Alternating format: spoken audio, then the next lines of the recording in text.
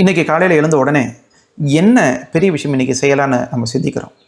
ஆனால் இன்றைய நாளை எப்படி நல்ல நாளாக உருவாக்கலான்னு நம்ம யோசிக்கிறோமா?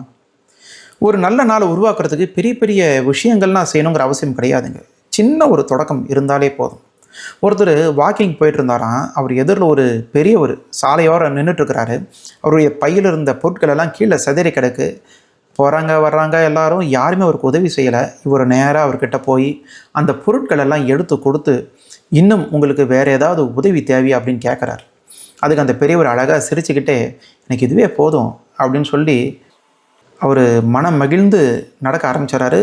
அந்த வாக்கிங் போகிறவரும் தன் வேலையை பார்க்க போயிடுறாரு. யோசிச்சு பாருங்கள், அந்த வாக்கிங் போகிறவருக்கு இது ஒரு பெரிய விஷயமே கிடையாது. ஆனால் அந்த பெரியவருக்கு இத்தனை கூட்டத்துலேயும் என்ன கவனிக்கிற ஒருத்தர் இருக்கார் அப்படிங்கிற அந்த உணர்வு இருக்கு இல்லையா, அவருக்கு அன்றைய நாளை ஒரு சந்தோஷமான நாள் ஆக்கிடுச்சு, அழகான நாள் ஆக்கிடுச்சு. ஆமாம் நண்பர்களே, நாம் கூட ஒரு பெரிய விஷயம் செய்யணுங்கிற அவசியம் கிடையாது. ஒரு சின்ன உதவியிலிருந்தே நம்ம தொடங்கலாம். நம்ம வீட்டில் இருக்கிற அம்மா, அப்பா, மனைவி, கணவன், கூட பிறந்தவங்க, இவங்களுக்கெல்லாம் காலையில் போய் உதவி செஞ்சு பாருங்களேன். அவங்களுடைய சந்தோஷமே நமக்கு ஒரு நல்ல நாளை சம்பாதிச்சு கொடுக்கும்.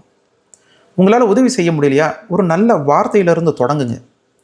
இல்லைனா யாரையாவது சிரிக்க வைங்க. இல்லைனா ரொம்ப நாளாக உங்ககிட்ட பேசாமல் இருந்த உங்ககிட்டயே நீங்கள் பேசுங்க, அன்பாக பேசி பாருங்கள். ஆனால் இன்றைக்கி ஏதாவது பெருசாக சாதிக்கணும்னு சொல்லிட்டு ப்ரெஷர் பண்ணாதீங்க.